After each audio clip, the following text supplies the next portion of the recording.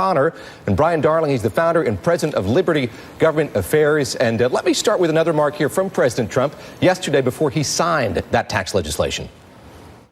Legislative approvals, for which I'm given no credit in the mainstream media. We have, I believe it's 88, which is number one in the history of our country. Second now is Harry Truman.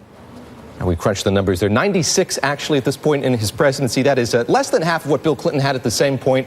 Brian, let me go to you first. Have you react to this? And I wonder sort of who you place blame on there. Is this the White House's fault, Congress's fault? What do you make of the fact that there hasn't been more legislative accomplishment here in the first year of the president's term? Well, first of all, Merry Christmas to you and as happy well. holidays to everybody. Well, I think that you can look at Congress as falling down flat in their face in implementing many of the Trump promises. I mean, it is significant. This is a giant tax cut for most Americans. It's a big corporate tax cut. It'll help the economy, which is already doing well. We've already seen 1.7 million jobs created this year. Very low unemployment rates, the lowest we've had in 17 years.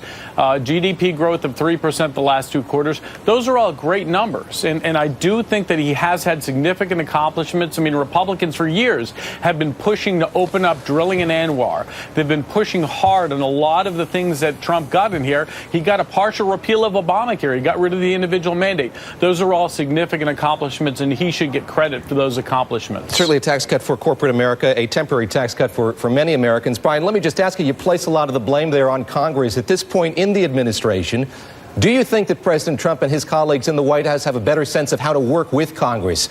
Is that your takeaway from what happened here over these last few weeks? Well, they worked very well on the tax bill. Obviously, there has not been enough cooperation on other issues. The president's going to push next year for a big transportation bill, and obviously the full repeal of Obamacare didn't happen. But I think Congress has done a terrible job. I think they get F- marks for this year, maybe an F+, only because they passed the tax reform bill. But you look, issue after issue, they haven't passed anything. I think most Americans look at Congress and say, what do these guys even stand for? They know what President Trump stands for, but they don't know what the leaders in Congress stand for. Jess O'Connor, CEO of the DNC, let me ask you to respond to that. That's certainly something you could levy at Republicans or Democrats. As you look ahead here to the new year, in light of this tax legislation being passed, what are Democrats going to say about that and the path forward? Well, this tax bill is not an accomplishment for most of us. The Republicans will claim that is a tax break for middle-income Americans, but I really think it's just trying to break the middle class. This is the reason the Republicans aren't accomplishing much is because Americans wholeheartedly do not agree with the direction that Donald Trump or the Republicans in leadership are trying to take this country. They have spent the first 9 months of this year trying to repeal popular health care. Americans have spoken on this issue. They've tried to sneak it into the tax bill yet again. That's going to impact 13 million Americans. This is wildly unpopular. Congress is unpopular. Donald Trump is at 30%.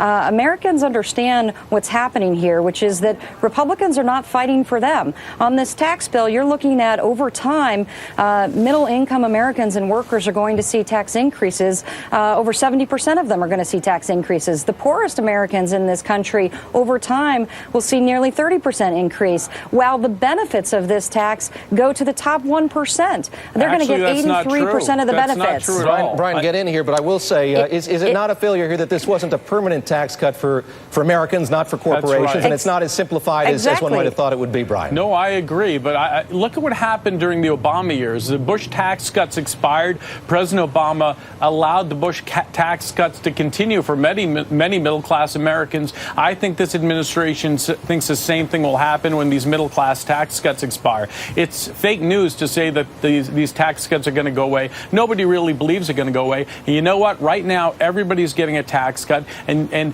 when you look at your average American, they're not merely taxpayers. They also work and they're consumers. And if you have lower corporate tax rates, it's going to lead to lower costs for goods and services, and it's going to lead to more jobs. These are all good things. I should say quickly here, the average American in every bracket is going to get a tax cut. Not every American is going to get a tax cut here. Let me have you get in here. Jess. Look, this is the old bait and switch here.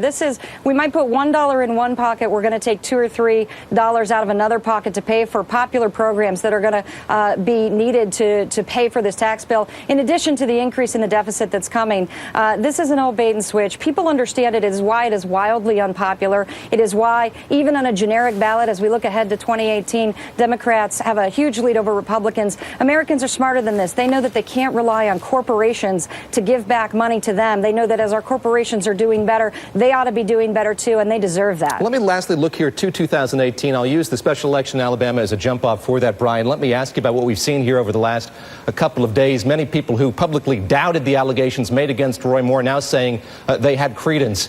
What do you make of that and the disingenuity of what we're seeing here from many of the people from Breitbart and other outlets who doubted what some of his accusers had to say? Well, before the election, said that I would have supported Roy Moore. I would have voted for him if I was in Alabama, because exactly what happened right now. We're one step closer to Democrat control of the House and the Senate, thanks to Roy Moore losing. And you can believe most of the accusations. You can believe some of the accusations and still think Roy Moore should have won, because he would have voted for the Trump policies. He would have voted for tax reform. He would vote to repeal and replace Obamacare. He would vote for Trump's priorities. And that's why many Republicans still thought that he should have been supported, because the virtue signaling never Trumpers said, let's get rid of this guy. Well, you got what you wished for. Now we're one vote closer to Democrats taking over the Senate and Chuck Schumer being majority leader. Where is the moral high ground then, Brian, in light of what you just said there? If many of your friends and colleagues in the Republican Party are now believing these accusers, and yet you say that politics should have superseded that, it does make one question where the moral high ground is within the Republican Party right now. Well, these virtue signaling never Trumpers, they didn't want Donald Trump to be president either. And that would have led to no tax cuts. It would have led to some policies where you had a Supreme Court that would have been controlled by liberals. It would have had dramatic policy implications. And I think that the policy implications supersede a lot of the problems. And look, Roy Moore was a terrible candidate, ran a horrible campaign. He still almost won. Brian, we'll leave it there. Brian Darling, thanks so much. Jess O'Connor, thanks to you as well. Thank you. Well, a new tweet from